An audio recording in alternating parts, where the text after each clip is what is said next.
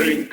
The show you're about to watch might just stink. To turn off a show is a crime because it's action time.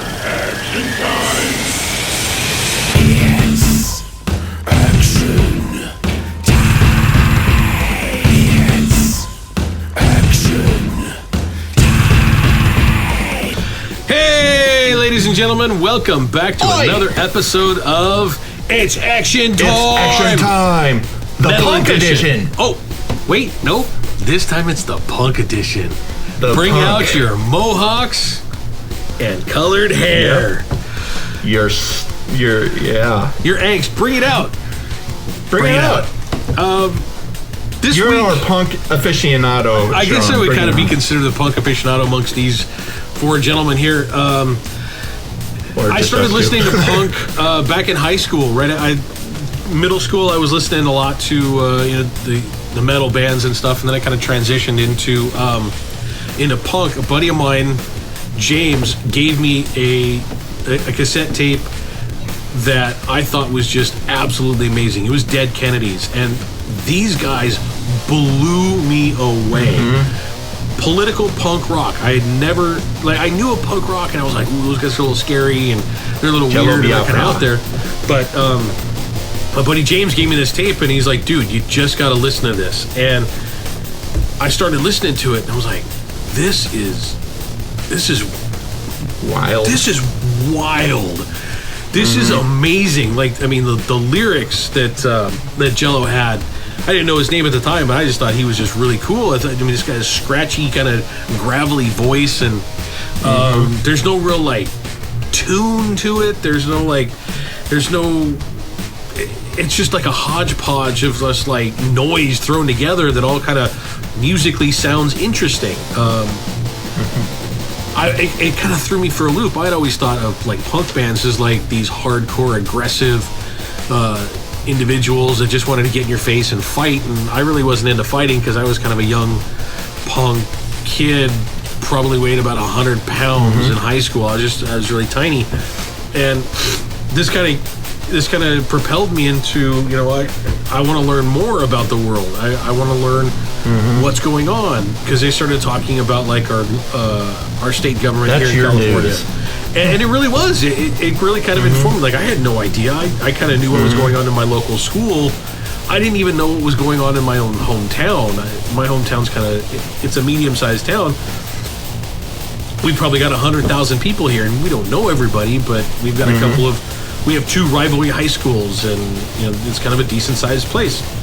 And I didn't even know what was going on with local politics. I didn't know about stuff like that, and this kind of got me propelled into that. And then I started okay, so that's Dead Kennedys, and then another one of my buddies, he got me started in the Sex Pistols, and was like, ooh. These guys are horrible. The British. But the British, and they were singing again UK. more of the political kind of their issues that they were having with what was going on with their economy and their monarchy, and their famous one, "God Save the Queen," is really just it's more of a tongue-in-cheek kind of song. Rather than hey, we really like the Queen, it's more of hey, she's really kind of a pain in the ass. We really don't like her. Several of their And then songs. they came out with Anarchy in the UK. Anarchy in the UK was more along those same lines, where they were still talking about the issues and the problems that they were having as the Sex Pistols were more of an underprivileged group. They Johnny and Sid and East Bay Ray, those guys all they came from underprivileged homes where it was maybe a single mom, dad was kind of around but not really, he was at work all the time, and they were just kind of from poor underclass families, and they were the working poor, really. Latchkey kids. Really, absolutely latchkey kids, and so they kind of banded together. And kind of, I always mistaken. I always got Dead Kennedys confused with Dead Milkmen, yeah, who are a California band. They are a California band, but completely different. I think Dead Milkmen started in Vincent San Diego. Camaro. Yeah. Yeah. I think they started in San Diego, and like Dead Kennedys started out of they're out of the Bay Area, San Francisco. And then Two of my favorite Black bands are Flag, from San they came Francisco. from that area too. Black Flag actually started in Long Beach. They Yeah. were they're a Southern California band, and they were another one that Black Flag actually kind of scared me too, because it was that whole I was a frightened little kid, and kind of getting thrust into the punk scene. Not really thrust into, but kind of like guided into forcefully, I guess would be more the word. And Black Flag kind of scared me because they were very much a thrashy punk kind of band where they were crossing over. they were brutal.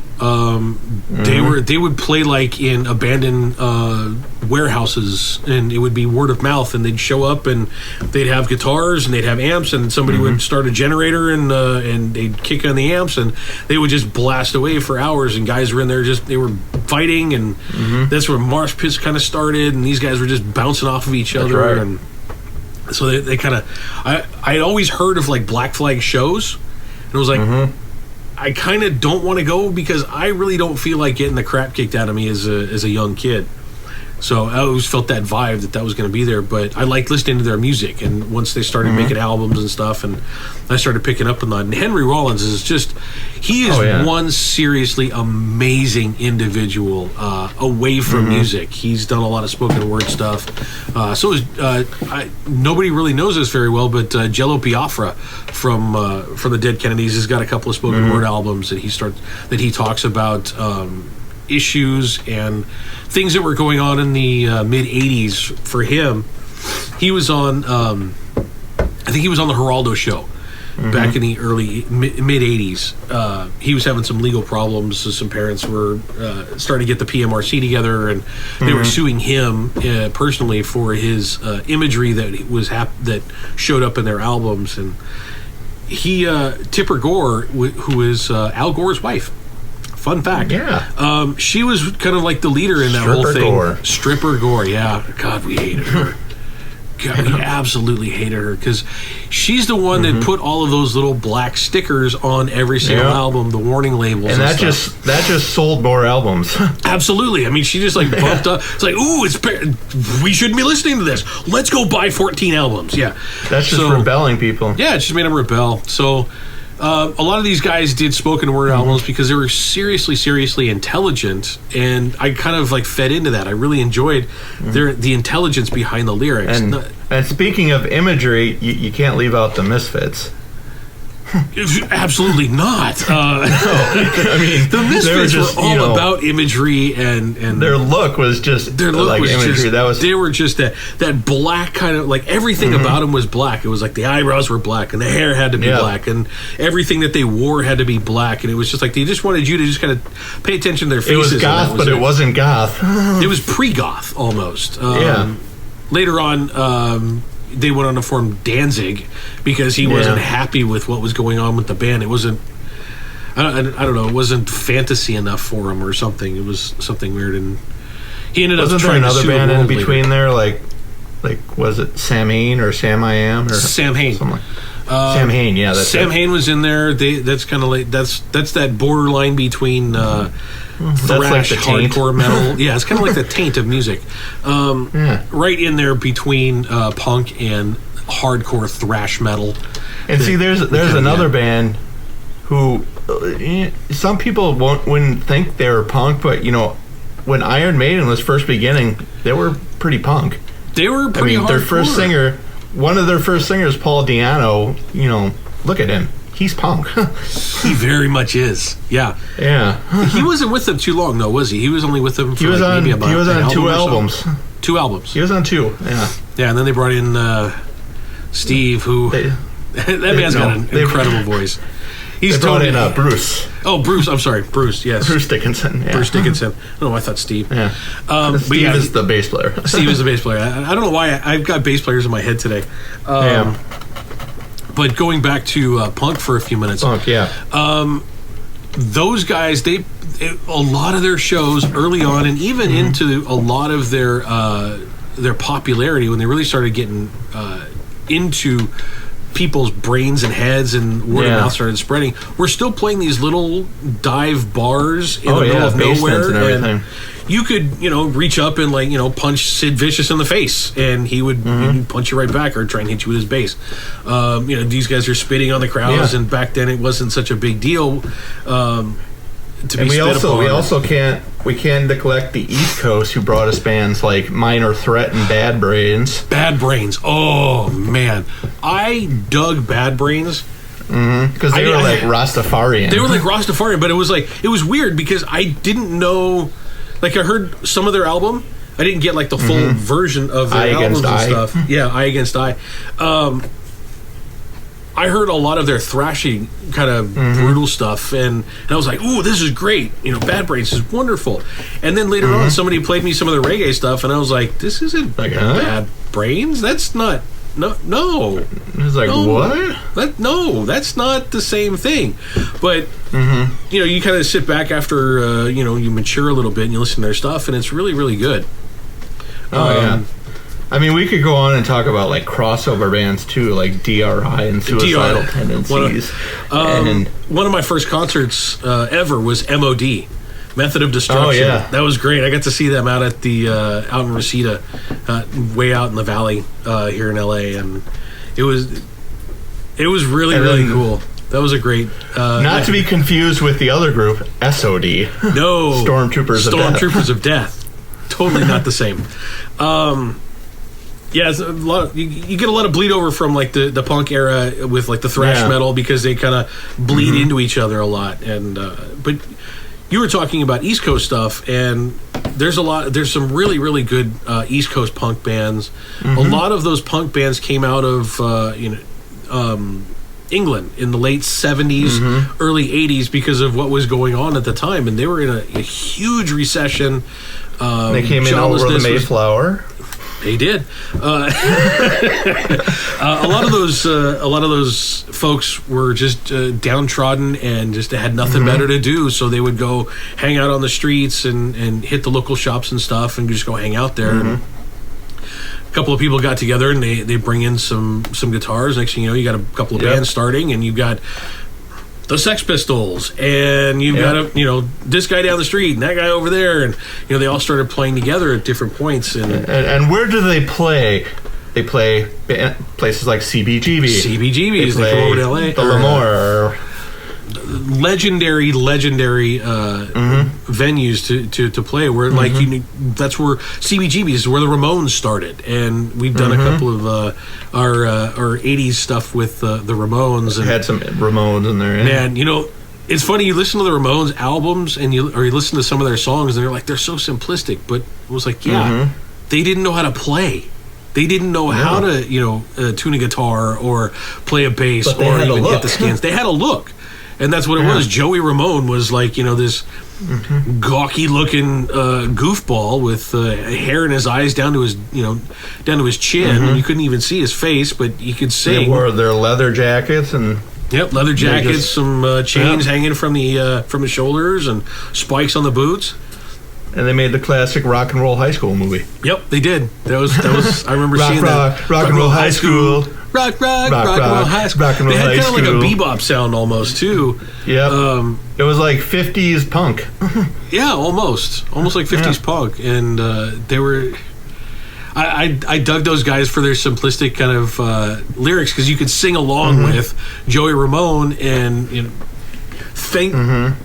Hey, I'm part of the band because I can sing the lyrics. I can replace that guy.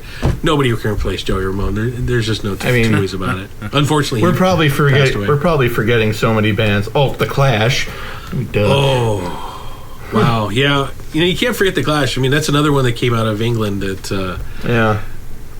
kind of like they were kind of like lower middle class. A bunch of boys. They at least had some kind of music training in the beginning. Where like the Sex Pistols were just like, here, throw a bass at Sid and see if he can do something with it. And half the time when they were playing shows, their drummer would go over and like when Sid was playing and just pull a cord out of his amp, because Sid couldn't play for shit. And as we discussed in the 80s videos, they like to play on tugboats. They did like to play on tugboats. Yeah. That was good. The Clash, they got some really, really good classic songs now that people will go back and listen to even now, and they're just like, man, that was London Calling. Yeah. Rock the Casbah, and and their lead singer went on to do a couple of different, or not their lead singer. I'm sorry, Like their solo lead stuff. guitarist went on to do another band that was marginally okay. I can't remember the name of the band off the top of my head right now. I was thinking of it, but then I was thinking of Johnny Rotten's other band, Public Image. PIL, Public Image Limited. Yeah, I got them confused. Yeah, that kind of came out of after Sid's death. Well, even before that, Sid had left, and he was like, I'm going to go do my own thing, and he got sick and tired of dealing with the boys, and he had Nancy with him, and they were just slamming heroin like it was going out of style, and he was heading down that Club 27 path, and Johnny was like, you know what, I just can't do it anymore. I can't be around, and I can't have you around and doing this stuff. He would not show up to shows, and he'd be cut up, and he would just be off in his own little world, and Johnny just had enough of him. He's like, you know what, buddy, and in no uncertain terms, there's the door, find it. And Public Image Limited came out of that, and they actually played here in town once when I was too poor to go see it. But I know that feeling. we all know that feeling. It's like I wanted to stand outside and go, I love it, man. But yeah, so there's some good bands, and a lot. I mean, several of these guys, they still play from time to time. You'll get the occasional, Dead Kennedys is still around, but it doesn't have Jello Biafra. So, to me personally, it's not the same band. Dead Kennedys. It's somebody else. It's like when Black Flag, you see them playing. It's not Black Flag. It's not Black Flag. Even though it doesn't have Henry Rollins wasn't the singer for every album. No, but that's like. It's not Black Flag without Henry Rollins. It's the same. It's the classic thing. Yeah. Who did they have? They had Keith Morris from Circle Jerks in there. Yeah, he came down for a little while and took over for him, and it's like it's not the same. There's certain lineups in certain punk bands that you just want to keep forever, and you want to keep reliving that again and again and again, and there's just. These guys move on. They have drug abuse problems and what have you, and some just go too far with it and pass away, and some die. Some just go on to leave. Some just go on to become accountants. I'm not kidding. There's there's a guy here in town. One of my buddies that we talked about in one of the other episodes, who took me to several festival concerts. He gets his taxes done by one of these guys from the Circle Jerks, and I think it's their lead guitarist. He gets his taxes done because he went out and he got his accounting license. He got his education, took the money from he got his CPA license, and he does taxes for a lot of the folks around here. I was introduced to him once, and I was like, I've got a really good accountant. I'm good, thanks. It just kind of felt weird to have some guy who you've seen thrash on a guitar. And stage dive and do a bunch of stuff later on doing your taxes. Just seemed a little weird, so I didn't want. Not that he's not a nice guy, but I just couldn't see myself. Yeah, you never know. Anyway. Hey, we could go on forever. I know. I could talk about punk for days and days and days. But leave us some comments down below. I know you guys are out there. I know you like hearing about the punk bands and stuff. And give us some more information. Maybe you guys have been to a couple of Dead Kennedys concerts, and tell us a story. Tell us a story. We like stories. Anyway, tune in next week when we talk to each other about stuff. About stuff and things. More stuff, more things, more bands. We might have a couple other episodes in mind for you. You'll enjoy them. Anyway, thanks for Give us some ideas. Give us some ideas. That's a good thing, too. Maybe we can come up with some stuff, and we can throw it around. Anyway, thanks for everything, guys. We'll see you again next week. Thank you. Thanks for everything. Bye.